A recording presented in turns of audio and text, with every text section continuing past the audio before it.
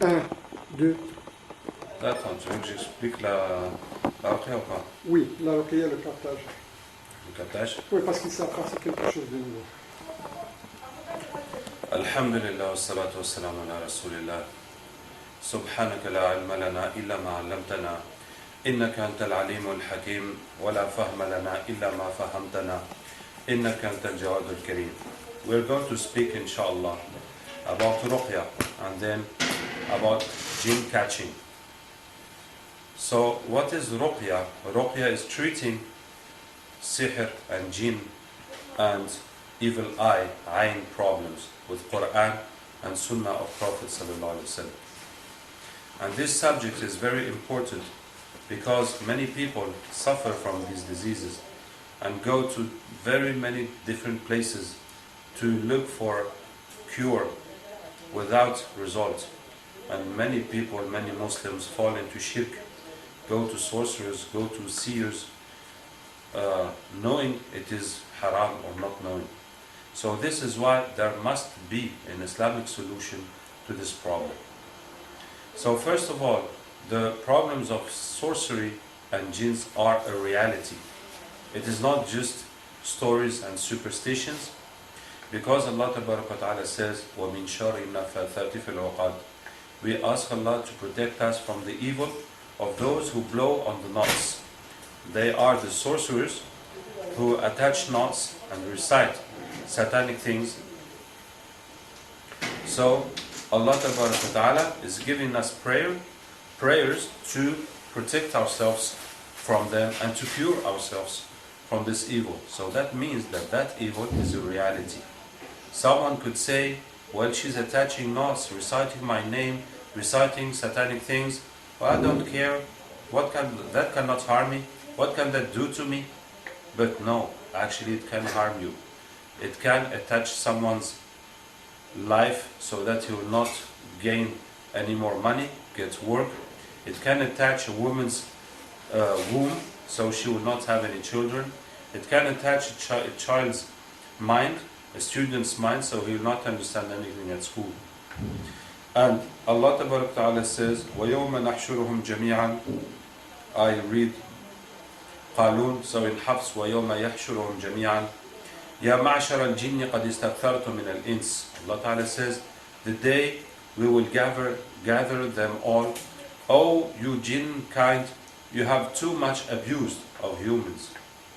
That means that Yawm al-Qiyamah, on Day of Judgment, many people are going to complain to Allah Ta'ala that the jinns have spoiled their lives, that they got them crazy, they got them ill, they spoiled their work, they spoiled their marriage, they spoiled their children, etc. And Allah Ta'ala is going to ask the jinns, why did you do that? What's happening? Why did you do all that evil to mankind, to people? And the jinns are going to answer, they're going to defend themselves. They'll say, no, we did not ourselves harm the people. The people are the ones who came and to seek for problems with us. People came to us asking our protection, asking our services, and when they had what they wanted, they did not give us what they promised us, and that's how we took revenge on them. And also people went to sorcerers and paid them, and the sorcerers sent us to harm people. That's how it happened. We did not go on ourselves alone to harm the people. So each one is going to defend himself, trying to push the responsibility on the other one. And Allah Ta'ala Yawm al-Qiyamah is going to make the judgment and justice between men and jinns. So this shows that the harm that jinns do to people is also a reality. Now, how to know that you are concerned by the problem of jinn and sihr and evil eye? So you must avoid to say that anything happens to you comes from sihr when it is not from sihr. It is just normal life problems, and you have to fight those problems. And you also must avoid having sihr and jinns and not knowing it is sihr, because at that time you're going to be looking for other solutions that will not work, because it's not the proper solution to your problem. So there are 4 symptoms that show you that you have a problem of jinn and sihr. The first symptom is the blockages in life. That means you can't get a job, your money gets wasted, you can't get married, you can't have children, you can't study, you can't pass your examinations. Whenever you have a project, it will not work. Whenever people promise to help you, they will not help you, etc. So it is unusual blockages, and it is repeated, it is systematically. So until you are sure that something's wrong with your life, something's going wrong. How can these things go wrong every time? Each time, unusually, and you're doing all possible effort that one person can do, and each time it's not working. So you understand that there is an invisible force that is stopping your life, that is blocking your life, and that is sorcery. And that is what Allah Ta'ala said, those who blow on the knots, that means they attach to your life.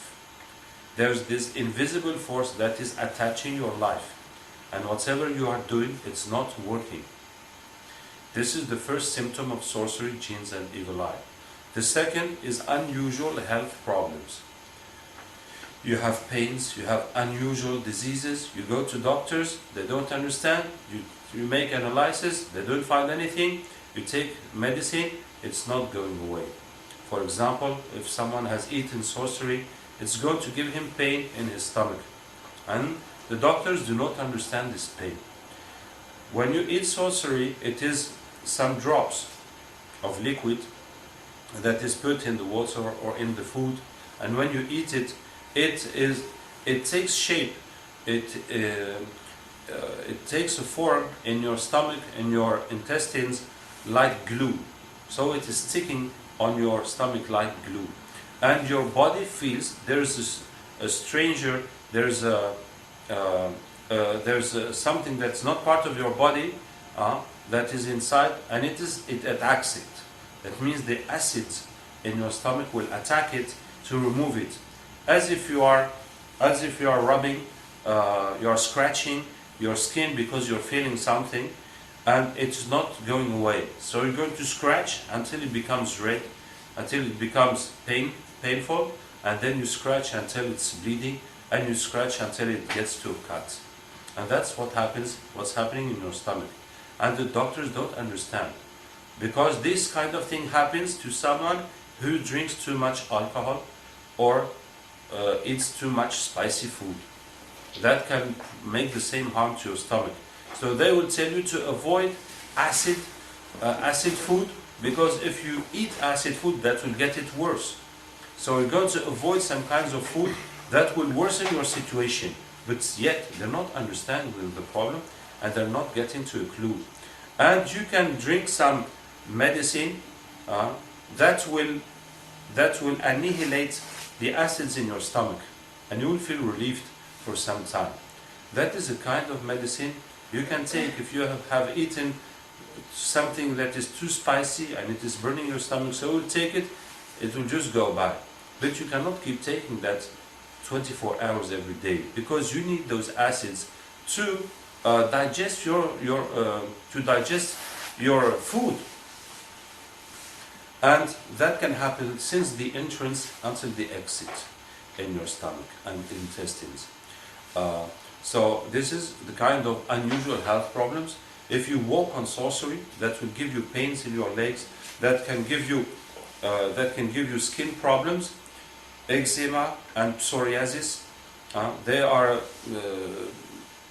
sort of buttons or eczemas that medicine does not understand.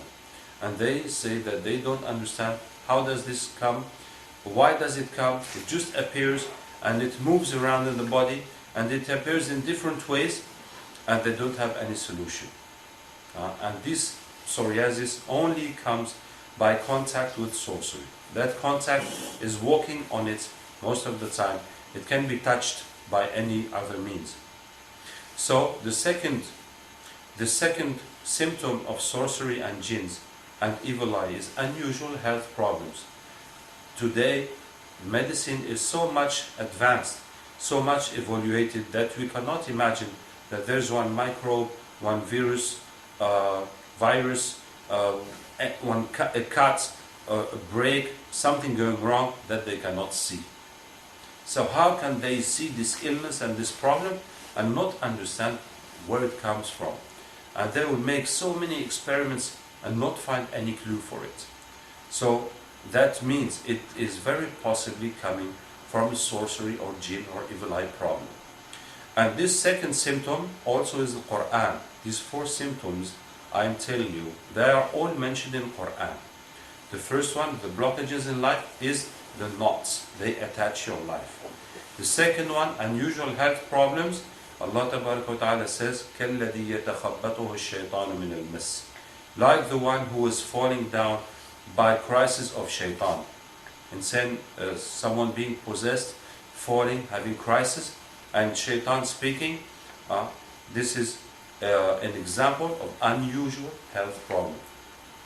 The third symptom is unusual mental states. That means you get angry too much, you are sad, you are afraid, you are forgetting, you cannot concentrate, you are hearing things, seeing things, it goes up to madness. And an example of this, I had some time ago a couple that came for treatment, and the woman told me that she dreams about blood. She sees blood in her dreams. So I told her, that means they made sihr to you with your blood, with your menses blood. And when they do that to a woman, it will change her blood, meaning it will change her feelings. It will change her feelings. That means she cannot bear her husband anymore. If he speaks, that gets her nervous. If he wants to touch her, she cannot bear it. It's like something disturbing her. And she told me sexual relations is impossible for her. She told me that's exactly what's happening to me. And said, that's it. That's what Allah Ta'ala said. فَيَتَعَلَّمُونَ مِنْهُمَا مَا يُفَرِّقُونَ بِهِ بَيْنَ الْمَرْءِ وَزَوْجِهِ. They learn from them how to separate the man and his wife. A couple is happy and loving each other, everything is fine, and they make sihr. Now they hate each other and they get angry and they say terrible things and they cannot have relations together.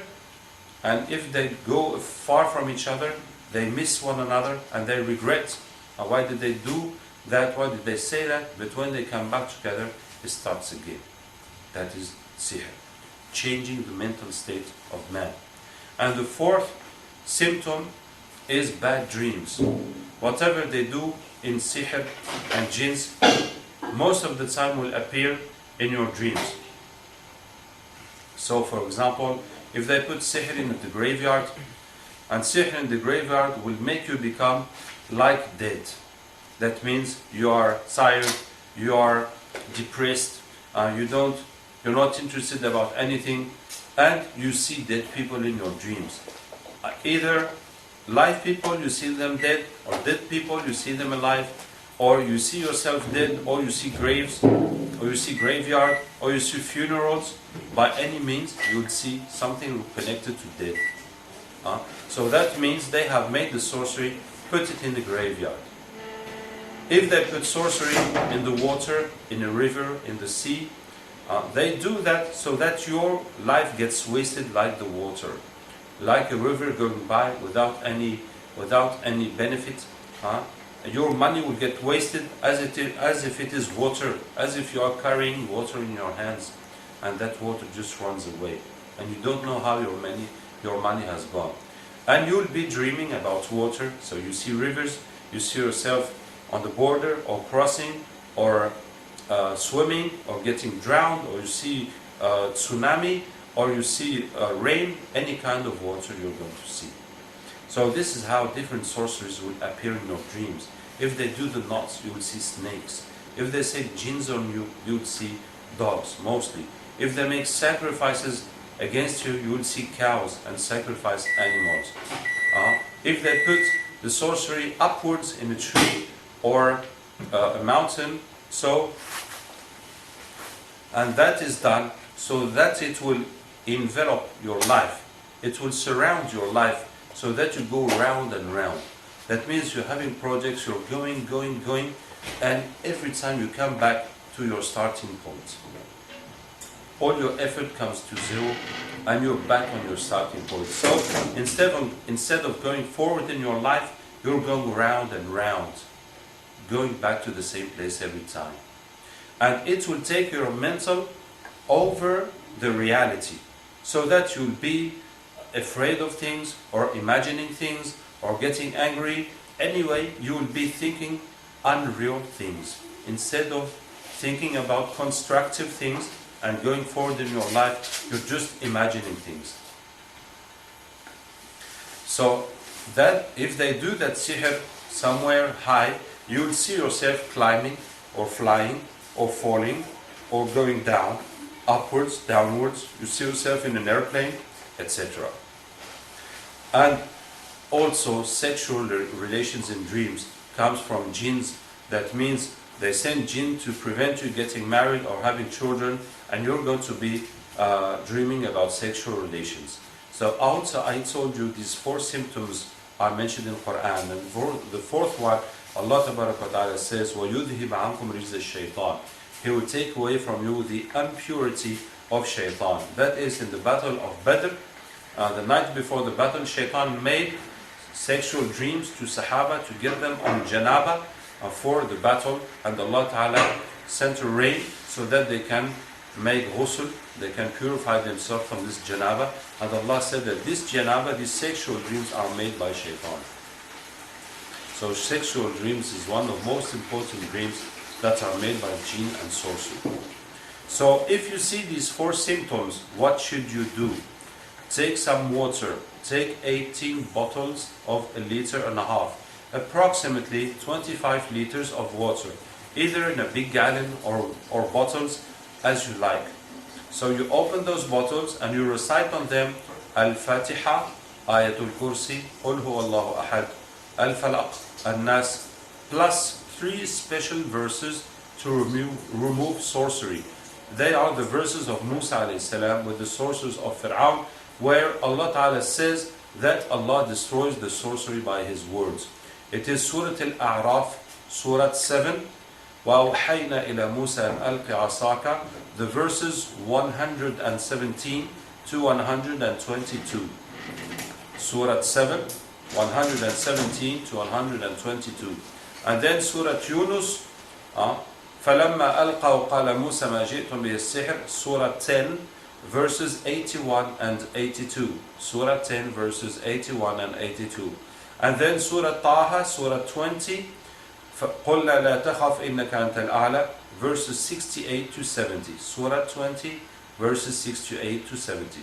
All these verses, you recite them 11 times each. Fatiha, Ayatul Kursi, Qul Huwallahu Ahad, Al-Falaq, Al-Nas, Surah 7, 117 to 122, Surah 10, 81, 82, Surah 20, 68 to 70. When you have recited all this on your water, that water is going to remove the jinn and sorcery and evil eye by the will of Allah Ta'ala. So what are you going to do with this water? You're going to drink and bathe every day with 1 bottle, with 1.5 liters. You can heat it if you wish in the microwave or otherwise, and you pour it entirely on yourself. You can take this shower, in your bath, but you must put a big basin to collect the water to throw it outside so it does not go with the wastes. And you're going to wash this way for 12 days. And also you're going to spray all your house, the walls, the roof, the doors and windows and the ground. You spray all the house at once, all together in once. If you have a shop or a workplace, or you have some vehicles, or you have a construction that is blocked because of sorcery, so you're going to spray it all with this water, inshallah it will be removed. So what you should understand about this method is that reading Quran in water to drink, to wash and to spray your house is more efficient than just reading in the house or listening to Quran by a cassette or by a tape or by a CD. And the difference between these two is like if you are hot you are hot, it is very hot, and you are trying to refresh yourself with a fan. And now you're going to refresh yourself with a shower. So the shower is going to refresh you much more than the fan. This is the difference between the effect of reading Quran on water to drink, wash and spray your house and workplace compared to just reading Quran or listening to Quran by a tape. So this is why to remove the sorcery and jinns and evil eye, you must go through this procedure. It will not be enough just to listen to Quran or to read Quran. You must read it on water. And when you read it on water, all that lecture is concentrating, is adding up on that water. And then when you're going to wash with it and drink it and spray your house, that will remove, inshallah, the evil things that are inside. So, what else? These verses I have given you, they are the essential verses of Ruqyah. They are the essentials. You can add much more verses in the hadiths, in the book of Ruqyah, or whatever verses you like, or read more than 11 times. Anyway, the more you read, the more it will be efficient, the more it will be strong. So even if you have a difficult problem, you can read more and more and more and more until this Quran will be sufficient to solve your problem. And even if someone cannot read all these ayat I have given, so whatever ayat you can read, you're going to read them more and more and more until it will be sufficient. This is why we are saying that any Muslim should do this. If you are seeing that your projects are not working, that your child is crying by night, is fearing from something in his dreams, that your wife has pains that doctors do not understand, so hold her, read Quran on her, read on the water, read as much as you can, and give her that water to drink and bathe and spray your house. That will diminish your problems very much. Even if it will not totally go, but it will diminish very much. So any Muslim should do this to treat his own problems. Now, if your problem is too much for you and you're not getting to a clue, so you can see someone who is specialized, who has more knowledge on this topic. Now, to treat more, I'm just going to give you some clues. So, when you read Quran on water, you can also read on oil, olive oil or habba sauda oil, or any oil that is good for massage, and that is good to put on your body. So you put it beside the water and you read Quran on it. After you bathe with the water, you're going to rub your body with that oil. And as long as the oil is on your skin, so the Quran is going to work on your body. So it is better to do this before sleeping, so the Quran will affect on you all night long. So after you wash with the water, you rub your body with oil, and you especially insist on the places where you have a problem, where you have pain, or you have skin diseases, or any problem you are having in some place in your body. Now, sorcery is 4 kinds. There's the sorcery you can eat. I have told about that. So if you have eaten sorcery, you should get one herb, one leaf of sana. It is called sana in Hadith, in Arabic. Also in French and English, they call it sana leaves. And you should find this in pharmacies, herbalist pharmacies, they should have it. Otherwise, you get in the herbalists that bring that from Arab countries or from India, any country where there's a desert place or people going to Hajj and Umrah can bring it for you. So you take some sana leaves and you're going to boil 1 tablespoon of sana leaves with half a liter, 1 pint of Quranic water. So you boil it and you drink it on fast, on the morning before eating anything. That will give you diarrhea, that will empty your stomach, and if you have sorcery, it will remove it and give you pain. Sana leaves empty the stomach. And Rasulullah said, Alaykum bis sana wa law marra fi sana. Drink sana even once a year. So it's just a matter of cleaning your stomach once a year, once after a time. But when you drink it with Quranic water, that time it's going to remove sorcery. And when it removes it, it's like taking glue off your skin, so it's going to pain you. Especially that skin is already paining, so it's going to pain you very much. So if it does give you pain, you understand that you really have eaten sorcery, and that sorcery is going away. So you must drink it every day until it will give you no more pain. When it will give you no more pain, you understand that sorcery is finished in your stomach. So this recipe is very easy and very practical for any person, very easy to do and very beneficial. Very, very beneficial, because the sorcery one has eaten does too many problems to the person. And the second kind of sorcery is the one that is put in the body by a jinn. That means they send a jinn, and the jinn puts that sorcery in the body to provoke some illness. For example, to stop someone understanding at school, they put the sorcery in his brain. To stop a woman having children, they'll put the sorcery in her ovaries. It can be anywhere in the body, and it will make illness, it will make pains, it will make dysfunction in the body. So you will remove that sorcery by hijama. Hijama, cupping, those cups that suck the bad blood from the body. So Rasulullah said that hijama shifa'un min arba'ina da, is hijama, cupping, is a remedy from 40 diseases. In another hadith he says, علاج من السحر, it is a remedy for sihr. And how to remove sihr? By hijama.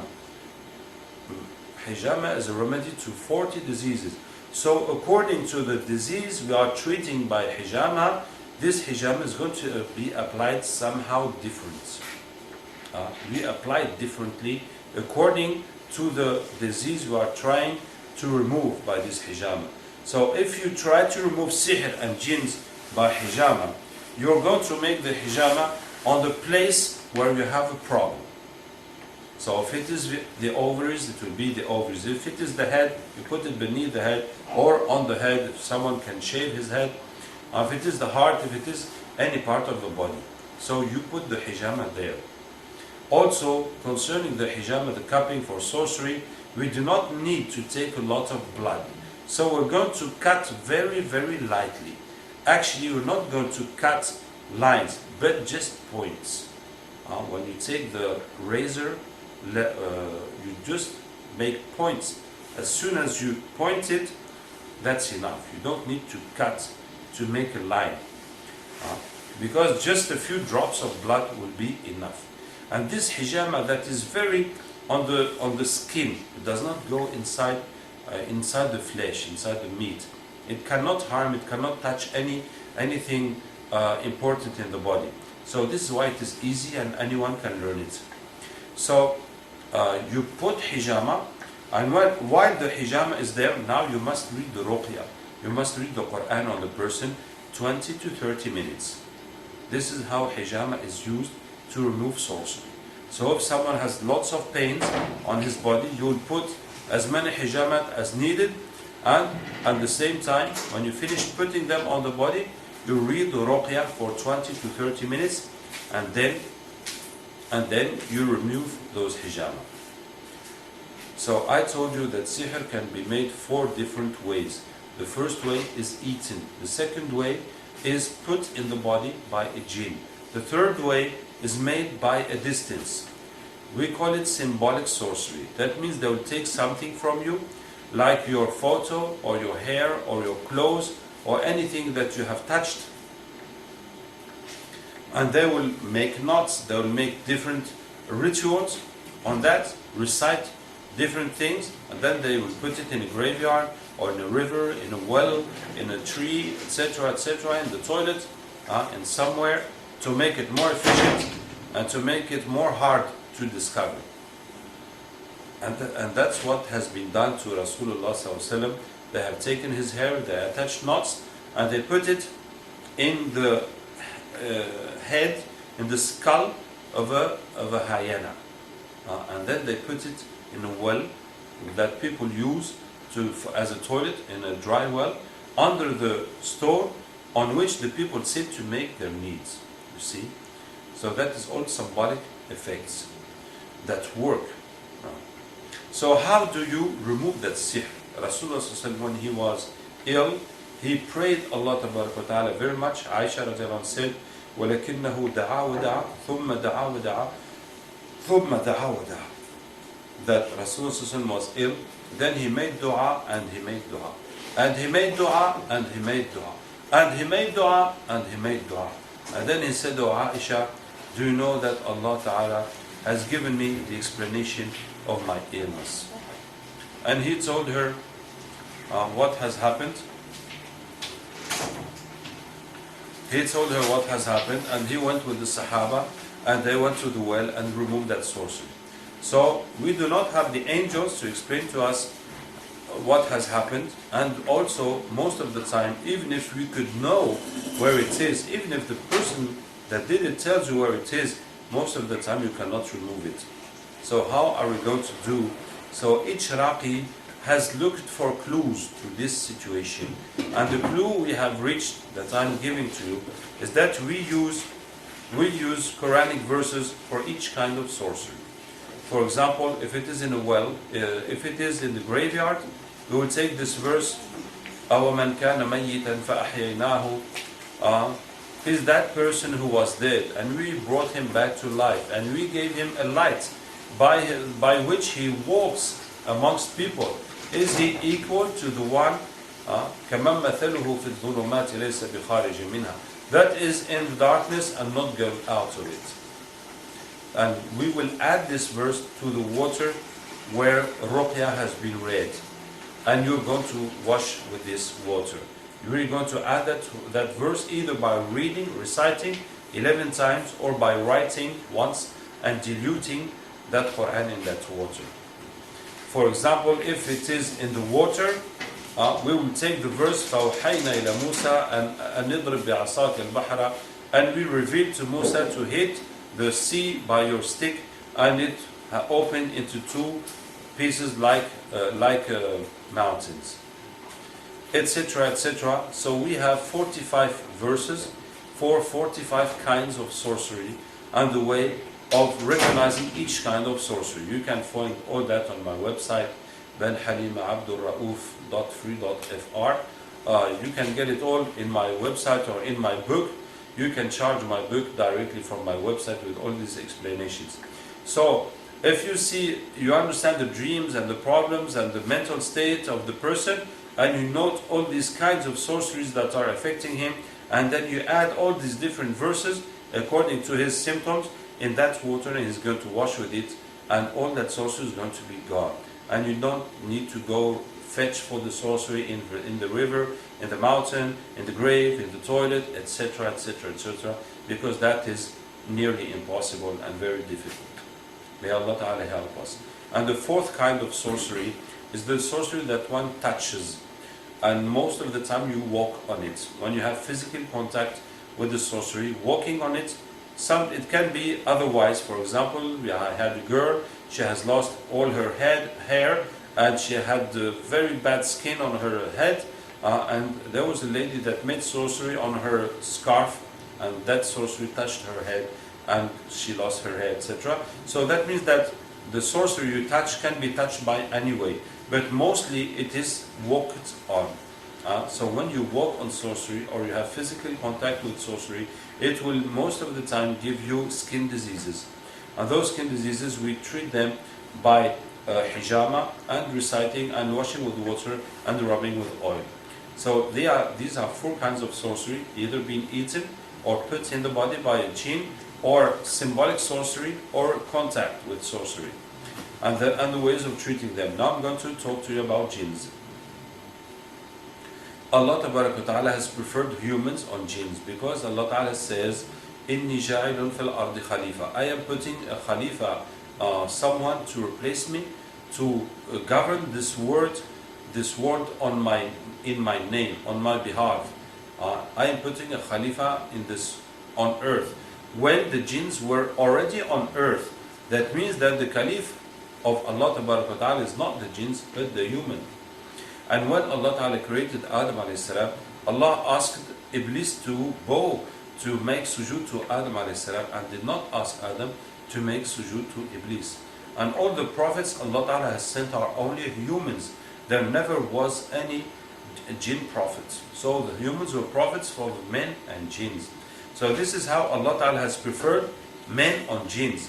And this brings us to a conclusion, that is, however a jinn will attack or harm a human being, you can always beat him and you can always overcome him. And I'm inshallah giving you 5 examples on how jinns can attack humans and 5 examples how we can beat them. The most of the time, the jinns attack the person in the dream. You are sleeping, you see a snake attacking you, or a dog, or a monster, or a cow, or a policeman, or any kind of thing attacking you. So they are jinns, and sometimes it could be the sorcerer himself that is coming in your dream. So if you see that thing attacking you in your dream, if you remember to say Bismillah, Allahu Akbar, to recite Quran, so he will be stuck, he will be blocked, and he's going to run away. So what must you do? You must catch him first and read Ayatul Kursi, read until he is dead. And if he's dead in the dream, he's really dead, it is finished with him. So how can you remember in your dream to read, to catch him and to read Ayatul Kursi? You must prepare yourself before sleeping. So before sleeping, you do your adhkar, you recite Qul Huwallahu Ahad, Al-Falaq, An-Nas in your hands, and you wipe with them 3 times, and you add Ayatul Kursi, and then you add this verse, أَيْنَمَا تَكُونُوا يَأْتِ بِكُمُ اللَّهُ جَمِيعًا إِنَّ اللَّهَ عَلَى كُلِّ شَيْءٍ قَدِيرٌ. It is Baqarah 148. That means wherever you are, Allah will bring you all, because Allah is Almighty. And you repeat this verse and you ask Allah Ta'ala to bring you this jinn that is harming you in your dream and to give you the power to beat him. And you go to sleep with the anger to catch him, as if you are going to chase him. And as soon as you see him in your dream, you catch him and you recite it, goes until he's dead. So you're going to fetch for him every night until you finish them all. And even if it is someone else having jinn problems, if it is your child screaming in the night, if it is your wife seeing a man sleeping with her in her dreams, if it is your mother hearing voices that are confusing her head, so you can yourself make dua before sleeping and ask Allah to bring you his jinn in your dream, and you're going to catch him and kill him, and that person will be relieved. And even if it is the sorcerer that you see in your dream, if you kill him or hit him in your dream, the evil he is doing will come back onto him, inshallah. I'm giving you a couple of stories on this point, inshallah. So once there was a young girl, and it was one of her grandmothers that was making sihr to her. And the old woman came in her dream with a knife to stab her. And the girl grabbed the knife off her and stabbed her. And the old woman woke up in the morning and started vomiting blood for 3 days, and then she died, she passed away. And another story, I had a patient that was an idol worshipper and in Africa, and he left those idols, but he did not choose to become Muslim or Christian, so he did not have any religion. So he told me one night he was chased in his dream, he was attacked by a bull. So he ran away and hid behind a tree, and the bull passed, and it was the head of the bull and the body of a man. So when he saw that it was the body of the man, so he put his leg to make him fall down, and the guy fell down, and his mask of bull fell down, and he saw the person making sorcery to him. So he took the head of the bull and put it on his head and started chasing that person. And that person now ran away until he went into a house, into a yard in the house, and he saw all the sorcerers of the village in that yard. And they were telling him, well, did you catch him? Did you hit him? And they did not know that he now was being chased by the other one. So you see that this man is not even Muslim, he does not have any religion, but the way he was attacked in his dream, he defended himself until he sent that sihr, that sorcery, back to those who did it. You see?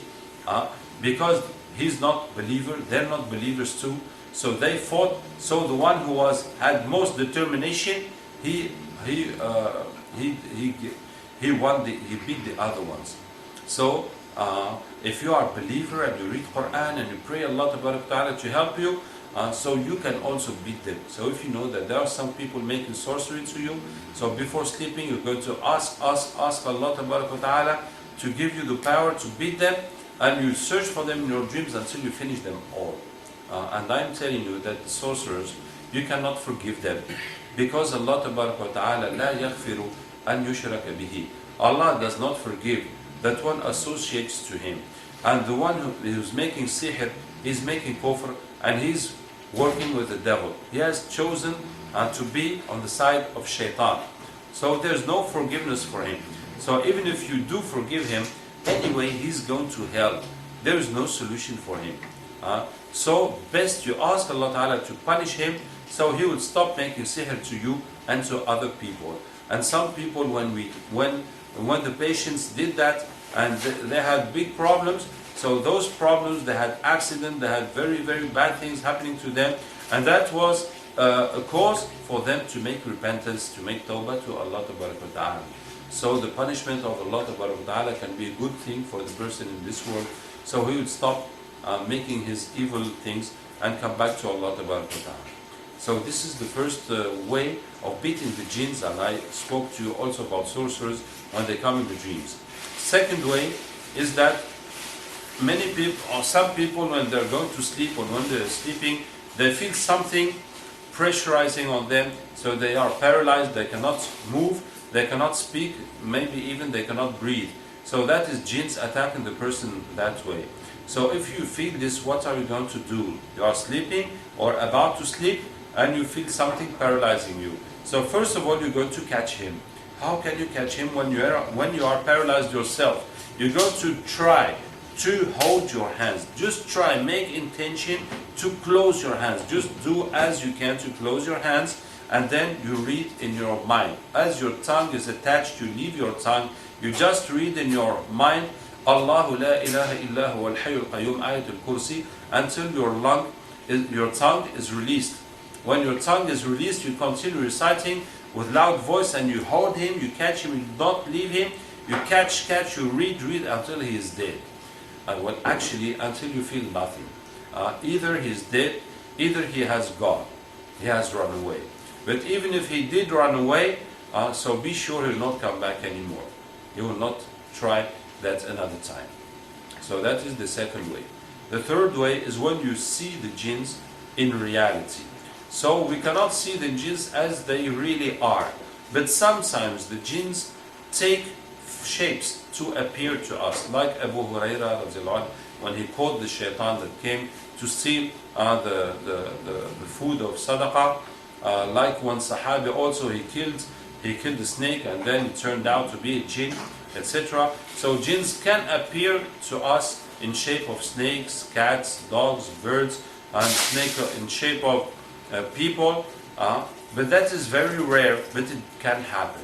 For example, if you are going in the wood, in a dark place by night, driving, so you might see something frightening, you might see an old woman, you might see a young boy, and that will try to make you have an accident, etc. Maybe you can be in your house and you see a cat or you see a bird or you see something, you really don't know how it came here, and it looks so weird and it looks scary, so that could be a jinn, that could also be a sorcerer. So what are you going to do if you see those kinds of things? So you must know that a jinn cannot appear or disappear when you are looking at it. You cannot look in an empty place and the jinn is going to come out in front of you. You must look elsewhere, and then you turn back and you see something, you don't know how he came into here. And also, once he is here, he cannot go away as long as you're looking at him. So you must look away, you turn back, and you don't find him anymore. So he has disappeared. So if you see this thing that is weird, seems strange, seems unnatural and scary, what are you going to do? So you're going to look at him fixedly. You just fix him. Fix him very, very well, and don't leave him with your eyes. So when you start fixing him, looking at him fixedly, he cannot go away anymore. So you have caught him just with your eyes, by looking at him. and you start reciting Ayat al-Kursi, you recite, and you look at him, and if it is an evil jinn that has come to harm you, he will die, and that will be the end of it. And the fourth way of beating jinns is when someone is possessed and he falls down and the jinns are speaking and he is moving, etc., is having crisis. So how are you going to do with it? So you hold him and you read Ayat al-Kursi on him and you hit his neck. You hit his neck with your hands. You hit his neck with your hand this way, not too hard to harm the person, just as if you had a knife or if you had a sword and you're cutting his head, you're chopping his head. And you read Ayat al-Kursi and you hit on his neck. Inshallah, after a few minutes, the jinn will feel his head being cut off and he's going to run away and the person will awake. And when the person will awake, you are going to tell him, now we're going to ask Allah Ta'ala to bring this jinn back. So we will finish with him and we're not going to leave him play with us every time he comes and then he goes away. So now you recite on the person, أَيْنَمَا تَكُونُوا يَأْتِ بِكُمُ اللَّهُ جَمِيعًا. Wherever you are, Allah will bring you all because Allah is Almighty. And you ask Allah to bring this jinn back so you can finish him. And you recite it, inshallah, the jinn will come back on the person. When the jinn is back on the person, now the situation has changed. Instead of the jinn possessing the person, it is the person possessing the jinn. So now you're going to read Ayat al-Kursi and hit his neck and he cannot run away again. Now you're going to continue until either he becomes Muslim or he dies. And there's no third solution. And once you have done that, now I am going a bit far, but this is important to understand the jinn catching that we're going to talk about later on. Once you have done that with a person, once that jinn has died or has become Muslim, now you're going to tell the person, we're going to ask Allah to bring the other jinns that are with you. And you read أَيْنَمَا تَكُونُوا until they come, one by one. And you're going to repeat this procedure, killing or converting, until you get one that has embraced Islam. When you get one that has embraced Islam, inshallah it's going to be easier for the other ones to embrace Islam. When you have finished with the jinns that are inside the person, you tell him, now we ask Allah Ta'ala to bring the jinns that are in your house, in your family, and in your work. And you recite always أَيْنَمَا تَكُونُوا until they come and discuss with them so that they convert to Islam. Now to convert jinns to Islam, we have discovered that you don't need too much discussing. You just can read verses on them and those verses will affect them and they will embrace Islam. So you have a lot of verses to use in different cases for the jinns. And when you finished with that, you tell them, now we're going, all these jinns that have been sent by sorcerers, we're going to ask Allah Ta'ala to bring all the jinns that are left with those sorcerers. So you recite أَيْنَمَا تَكُونُوا until they all come, and when they come, you discuss with them so they embrace Islam. And when they have all embraced Islam, you tell them, now you look at the sorcery everywhere you work, and you read verses to destroy the sorcerers, and then you recite وَكَانَ حَقًّا عَلَيْنَا نَصْرُ الْمُؤْمِنِينَ. It is our duty to help the believers until Allah Ta'ala gives them swords and weapons, and then you recite فَقَاتِلُوا أَوْلِيَاءَ الشَّيْطَانِ, fight the allies of the devil. And when you recite that, the jinns are going to see that the allies of the devil are the sorcerers, and the people going to sorcerers asking them for sihr, and they're going to fight them because it is Allah Ta'ala who is ordering them to fight them. So this is the fourth situation when someone is possessed by the jinns. And this situation is leading us to the jinn catching. That means once we have done that with the patient, that we have brought his jinns, that they have converted, and all the jinns connected to him, until all the jinns that are with the sorcerers making sihr to him and converted them and turned them back against those sorcerers. So now this person can bring any jinns that we want, that are with other patients or other sorcerers or other places, any jinns. Because it is just a window, an opening on the jinn world. So just recite, once we know that we want to bring the jinns of this patient or that house or this sorcerer, we just ask Allah Ta'ala to bring them, and recite أينما تكونوا, and when they come we read verses in order to convert them, and they destroy the sorceries and then turn them back against the sorcerers they were working for. So this is the jinn catching, and you have more details about that on my website and in my book. May Allah Ta'ala help us. And the fifth way to beat the jinns is the mental way. I'm explaining to you this mental way. What is this mental way? For example, some people have places in their houses where they used to worship the jinns, where they pour milk, they pour honey, they put money, they put things for jinns every day, asking jinns to help them, to give them chance in their job, in their business, etc. La hawla wa la quwwata illa billah. It is very sad, but in many Muslim countries, some shirk habits are being used, as well as people praying and doing Islam, and they are doing shirk that is kufr. It is not small shirk, it is big, terrible shirk that does exist in some countries. So as people are getting knowledge of Islam, and so they are getting to know that they should not do these things, and they want to get rid of them, but they are afraid of those jinns that of course will not be happy that they are getting removed and their business is getting to an end. So people are afraid that those jinns are going to take revenge on them and give them problems if they are going to throw those things away. So what should you do? So you go to the place where sacrifices are given to the jinns, and you call those jinns, says, hey, there's jinns here, just come, I want to discuss with you. And the jinns are such that when you call them, they are compelled, they have to come. They have to come. It is as if I'm talking to you people, and this guy is not listening to me, and I'm telling, hey, listen to what, stop playing with your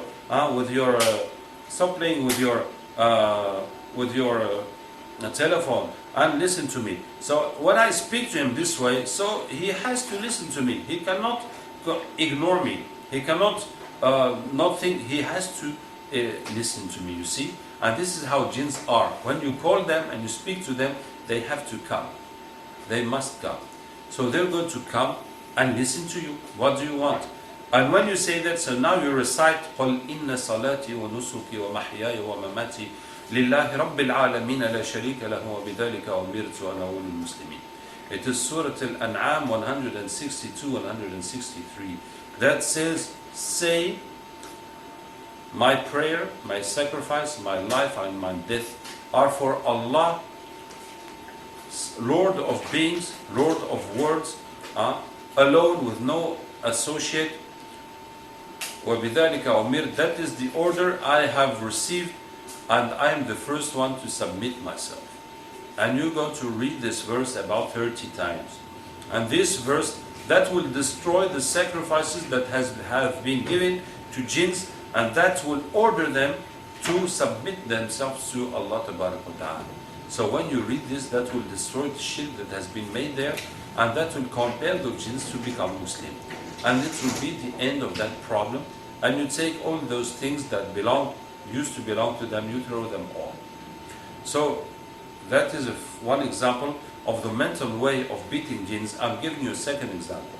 For example, someone who is having sexual dreams, too many sexual dreams, and you understand that it is jinns that are having relations with you.